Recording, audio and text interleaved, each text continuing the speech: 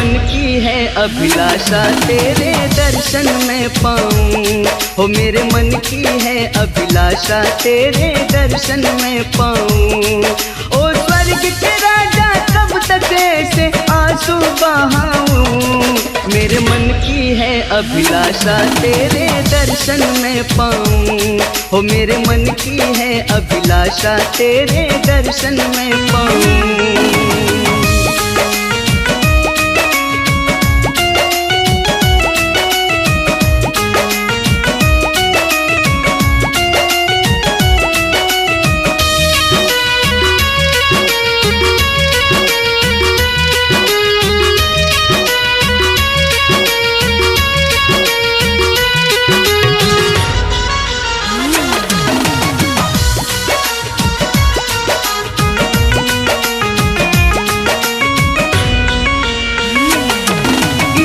से बहुत दुखी हूँ, जल्दी आ जाओ यीशु।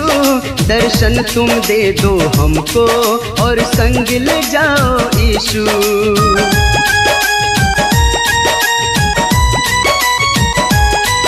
इस जग से बहुत दुखी हूँ, जल्दी आ जाओ यीशु। दर्शन तुम दे दो हमको और संग ले जाओ यीशु।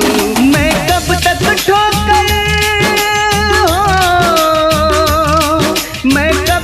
ठोकर खा खा कर ऐसे गिरता जाऊं। मेरे मन की है अभिलाषा तेरे दर्शन में पाऊं। हो मेरे मन की है अभिलाषा तेरे दर्शन में पाऊं।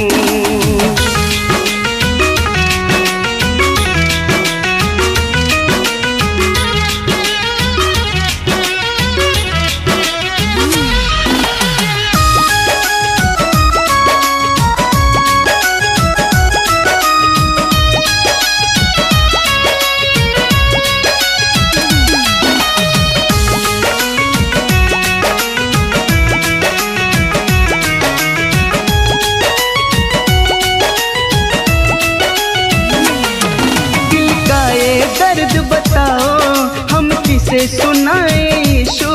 इस धरती पर अब तक हम दुख ही पाए हैं यीशु।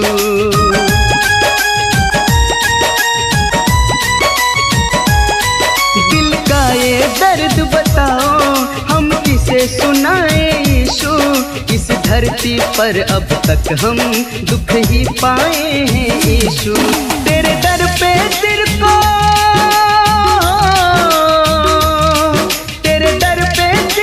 पटक पटक कर मैं तो मर जाऊं। मेरे मन की है अभिलाषा तेरे दर्शन में पाऊं। हो मेरे मन की है अभिलाषा तेरे दर्शन में पाऊं।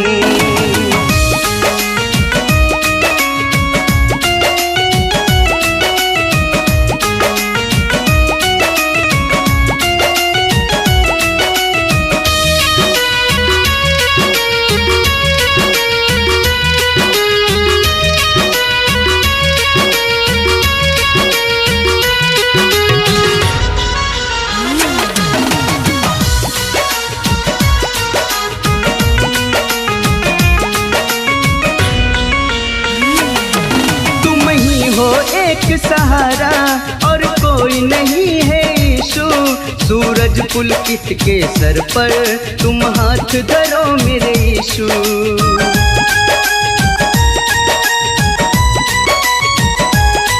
तुम ही हो एक सहारा और कोई नहीं है यीशु।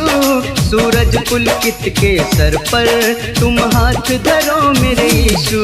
मैं हुआ अकेला, मैं हुआ अकेला, तुम बिन यीशु कैसे रह पाऊं। मेरे मन की है अभिलाषा तेरे दर्शन में पाऊं। हो मेरे मन की है अभिलाषा तेरे दर्शन में पाऊं।